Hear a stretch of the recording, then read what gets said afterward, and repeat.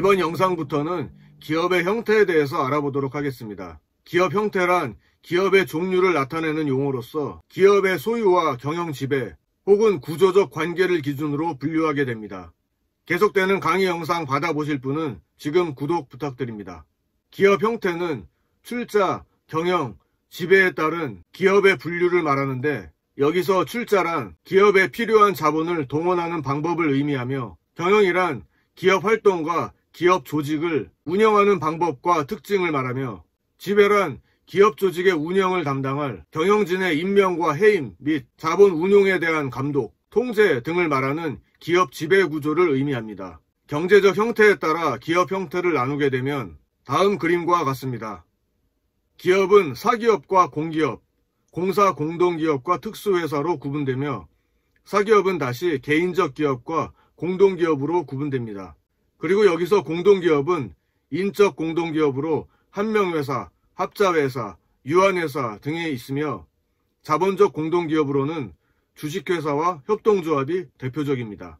이상의 그림에 나와 있는 기업 형태 중에 먼저 개인기업부터 알아보도록 하겠습니다. 개인기업이란 개인에 의해 출자, 경영, 지배되는 기업을 말합니다. 가장 오래되고 전통적인 형태지만 소규모의 기업에서 많이 볼 수 있는 형태입니다. 개인이 출자하고 스스로 직접 경영하기 때문에 소규모의 작은 사업에 적합한 형태입니다. 기업의 설립과 폐쇄가 용이하고 신속하게 의사결정할 수 있으며 기업의 비밀 유지가 가능하다는 장점이 있는 반면 자본 조달에 한계가 있고 기업의 운명이 경영자인 개인의 운명에 좌우되어 영속성이 결여되기 쉽다는 단점이 있습니다. 결국 경영자의 사업 능력이 얼마나 탁월하냐에 따라서 기업의 성과가 달라지는 특징이 있다고 할 수 있습니다.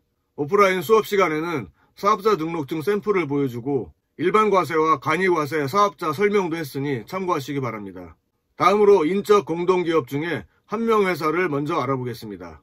한명회사는 2인 이상의 무한책임 사원으로만 구성됩니다. 무한책임이란 자신이 투자한 범위 이외의 이익이나 손실 금액에 대해 책임을 지게 됨을 의미합니다. 이익이 투자 금액보다 많이 생긴 경우는 그 이윤의 소유 권한이 경영자에게 주어지겠지만, 손실이 투자 금액보다 많이 생긴 경우 경영자의 전 재산이 채무의 담보가 되기 때문에 경영과 채무에 대해서 연대 무한 책임을 지게 됩니다. 따라서 무한책임 사원 전원이 경영에 참여하게 됩니다. 회사 운영에 대한 의사결정은 구성원 전체의 동의가 필요하며 구성원의 지분을 양도할 때에도 구성원 전체의 승인이 필요합니다. 그래서 한명회사는 친족들이 함께하는 조직인 경우가 많습니다. 인적 공동기업 두 번째로 합자회사입니다. 합자회사는 출자와 경영을 담당하는 무한책임 사원과 출자만 하는 유한책임 사원으로 구성됩니다. 당연히 회사의 책임에 무한책임을 지는 무한책임 사원의 권한이 더 큽니다. 그리고 사원이 가지고 있는 지분을 양도할 경우 무한책임 사원 전원의 승인이 있어야 하기 때문에 지분 양도가 사실상 어렵다고 볼 수 있습니다. 인적 공동기업 세 번째로 유한회사입니다. 기업이 한명회사와 같이 무한책임 사원으로만 구성되면 채권자 보호에는 유리하지만 무한책임 사원 입장에서 보면 무한책임이라는 단어의 의미에서 느껴지듯이 지나친 부담이 될 수 있습니다. 유한회사는 출자자의 이러한 불편을 줄이고 또 가족기업과 같은 소규모의 기업으로 유지, 성장될 수 있도록 하기 위해서 고안된 기업 형태입니다. 유한회사는 전원 유한책임 사원으로 구성되며 투자자인 사원의 수를 2인 이상 50인 이하로 한정합니다. 보통 주식회사와 유한회사를 많이 비교하게 되는데 유한회사는 주식회사에 비해 몇 가지 차이점이 있습니다.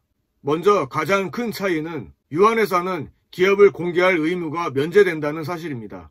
유한회사는 대차 대조표나 손익계산서와 같은 대표적인 재무제표를 비롯하여 재산 목록, 영업보고서, 사원 명부, 준비금과 이익배당, 의사록 등을 공개할 필요가 없습니다. 따라서 규모가 큰 기업이라 하더라도 외부 감사를 받을 필요가 없습니다. 또한 투자자가 지분을 타인에게 양도할 때에는 사원 총회의 승인을 받아야 하기 때문에 지분 양도도 주식회사에 비해 어렵다는 특징이 있습니다. 이러한 특징 때문에 중소기업의 형태로 더 적합하지만 우리나라에는 애플, 구글, 마이크로소프트 등 IT 기업과 구찌, 샤넬, 루이비통, 에르메스 등 명품 브랜드 회사가 우리나라에서 유한회사로 영업 중에 있습니다. 이 규모가 큰 기업들이 굳이 유한회사로 사업을 하는 이유는 세무 문제라든가 CSR 문제를 비롯한 사회적 감시망을 차단하기 위한 것이 아니냐는 비판적인 시각도 있음을 알려드립니다. 다음으로 자본적 공동기업을 알아보겠습니다. 자본적 공동기업에는 크게 주식회사와 협동조합이 있는데 이번 영상에서는 주식회사에 대해서만 알아보겠습니다. 주식회사는 현대 기업의 가장 대표적인 형태라고 할 수 있습니다. 인적 공동기업들에 비해 대규모의 자본 조달이 쉽고 기업 규모의 대형화와 규모의 경제적 이익을 누릴 수 있습니다. 또한 소유와 경영의 분리로 전문 경영자가 기업을 운영하며 자본의 증권화가 가능하다는 특징이 있습니다. 여기서 자본의 증권화 개념을 좀 더 정리해 보겠습니다. 기업을 운영하는 경영자는 기업에 동원되는 자본이 영구 자본의 성격을 띠며 안정적으로 이용될 수 있기를 원하지만 투자자는 투하 자본이 영구히 고정되는 것을 원하지 않습니다. 이와 같이 서로 다른 양측의 요구를 충족시키기 위한 방법 중에 하나가 자본의 증권화 제도입니다. 주식회사의 자본금은 주식이라고 하는 유가증권을 발행하여 주주에게 매각됨으로써 조달됩니다.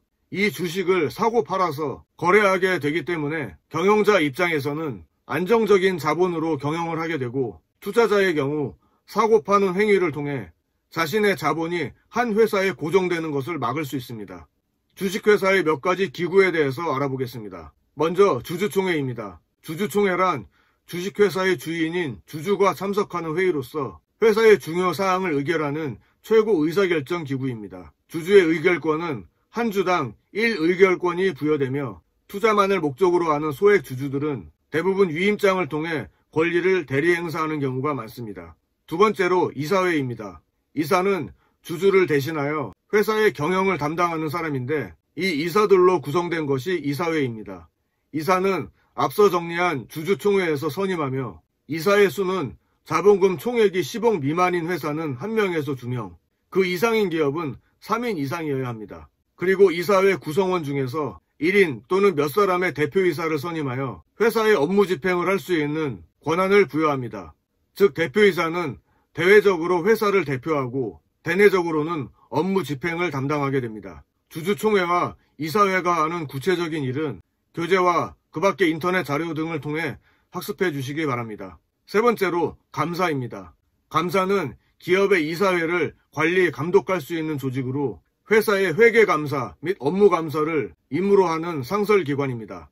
네 번째로 고문은 회사의 필요에 따라 설치하는 조언기관으로 법률고문, 경제고문, 기술고문 등과 같이 전문 분야의 상담과 조언을 하게 됩니다.